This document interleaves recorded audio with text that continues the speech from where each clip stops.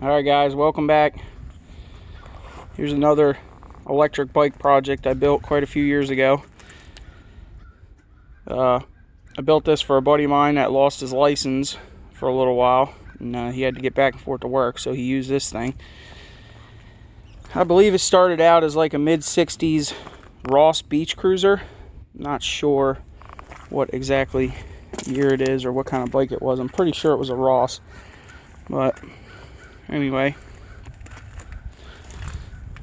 I took a wheelchair apart. This is a motor from a wheelchair. Took the wheel off the hub. Alright, we made a bracket, mounted it to the forks. As you can see here, fabric cobbled it all together, right? And this is a 6-inch pulley that you can get at any hardware store. This is a 3-inch pulley that you can get at any hardware store. Now, this is I guess 2 to 1 basically, because it's 6 to 3. Basically what I did is I widened the front forks and put a back wheel from a mountain bike on here, or I believe it was a mountain bike. It was a 26-inch mountain bike, and we took the gears off of the chain selector. We took the 5 or so gears off of there, and I welded the pulley right to the hub. Now the reason we did this is because it freewheels. Here, let me set you down and I'll show you. See if I can do this without falling over. Basically, that's the reason we did it, is because it basically freewheels on its own, right? So if you're driving along and you come to a hill, you can disconnect the motor and just, coast down the hill. Or if you want to pedal, you're not trying to turn the motor at the same time. So when the motor spins, it engages the freewheel in the front hub and it pulls you. So it's front wheel drive. You can see we have a tensioner here that we put on there. It's attached to the neck. These are some mountain bike handlebars that we threw on there. This thing's been mothballed for quite a few years because he got his license back, didn't need to drive it anymore. So the back used to have like a storage rack on here that we took off. This is a front fork from another bike. It's all welded on there. The rim, we had problems with, too much weight because we had full-size 12-volt batteries in these battery boxes on both sides, right, from the wheelchair. So it was pretty heavy. Each battery was probably about 45 pounds. So it was kind of awkward for other people to ride. Anybody we ever really let ride this thing kind of had a problem with riding it, because you've got all this weight up top here over your front end, and then you had all this weight down here low in the back. It was a little awkward, but once you got used to it, it was really easy. Pretty much the same situation as my other bike. If you haven't seen the video, go check it out, version 1. This is just a regular toggle switch that was in there. Obviously it broke off, and then it was controlled by this lever. I think the only brakes this had was coaster brakes. Yeah, because it's a beach cruiser, so it had coaster brakes. And I believe this was like a kill switch. Like you pull that up and it would engage it, so then when you hit the lever it would go. And that was just so if somebody came along and did this, it didn't just take off, So this was like the on key, and then this was your throttle. It was we had it wired up. You can see some of these wires are disconnected here, and then down here I had it set up to where you could set it up in 24 volt and then drive it, and it would do probably about 25 miles an hour. But when you got home and wanted to charge it, you would just take this little jump wire that's up here and kind of jump this system together in 12 volt and then charge the whole system as 2 batteries as 12 volt. That way you didn't need a 24 volt charger. You could charge it anywhere. If you ran out of juice and anybody had a regular charger, you could just reconfigure the wiring real quick with a couple quick connections and then charge it as 12 volt.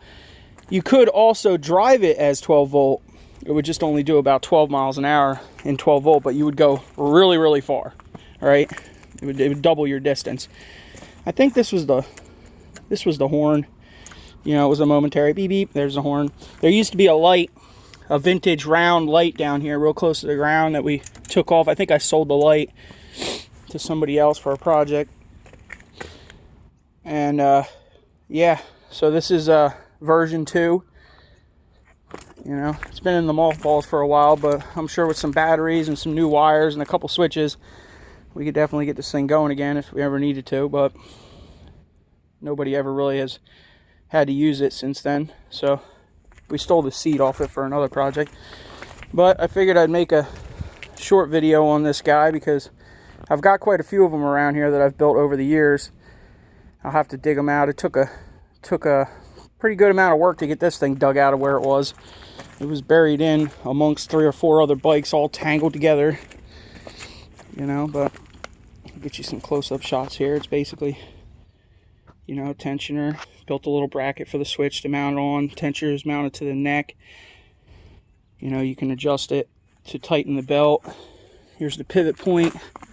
Just a pipe mounted to the, welded to the factory fork. We made a cool little, like, you know, spike gusset to support the fork. This was the best idea ever though, because it lets it freewheel.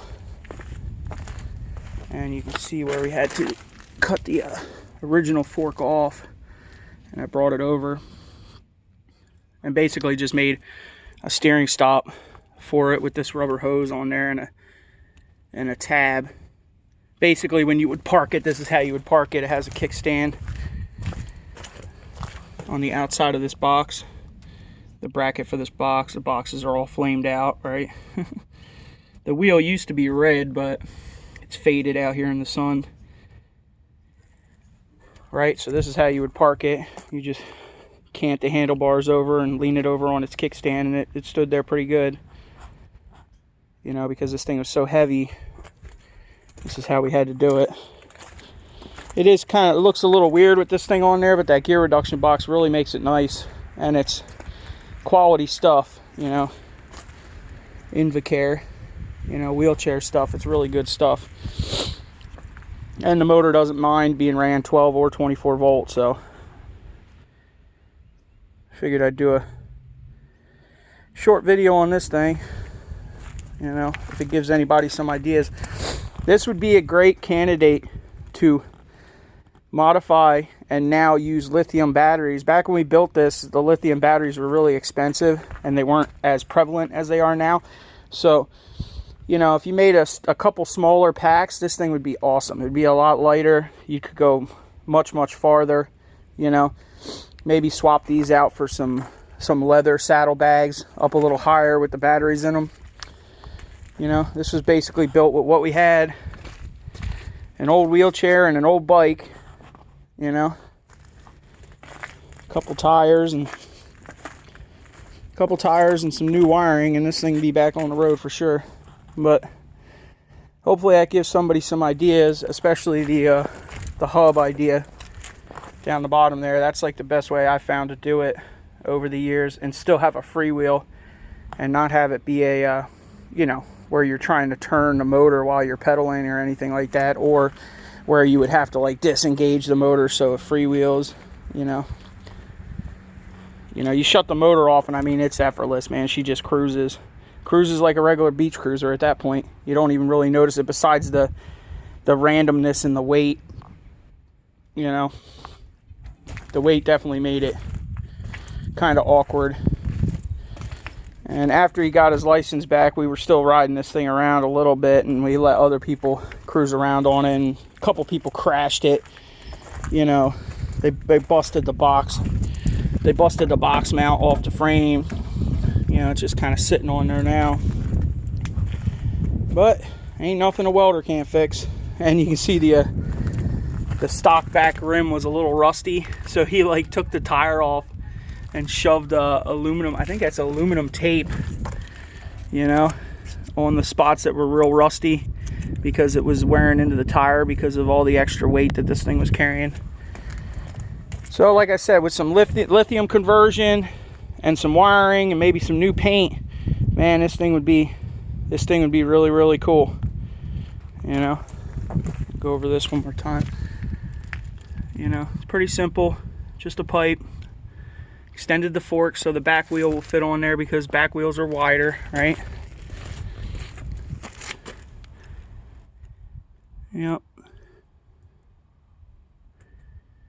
All right. Figured I'd put that out there. Maybe it'll help somebody try to configure their own. Alright, y'all. If this is the first time you see my channel, check out my channel. Subscribe for more. Thanks for watching. More crazy inventions to come.